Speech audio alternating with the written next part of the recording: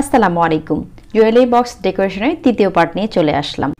বক্সের ভিতরের পুরো অংশ এবং বাহিরের যে পুরো অংশটা আছে সেটা ভালোভাবে রং করে নিতে হবে এবং এটা ভালোভাবে শুকিয়ে যাওয়ার পর আমি ডেকোপাস পেপারটা মাপ মতো কেটে নিচ্ছি যেন একদম সুন্দর মাপ মতো এটা বসে যায়। তো আমি উপরের যে চিকন অংশটা সেটা আলাদাভাবে কেটে নিয়েছি এবং নিচের যে অংশটা মোটা সেটা আলাদাভাবে মাপ নিয়ে কেটে নিয়েছি। বক্সটাকে একটু ভিন্ন লুক দেওয়ার জন্য আমি উপরে মিরর মোজাইক করেছি এবং নিচে ডেকোপাস পেপারের কাজ করছি।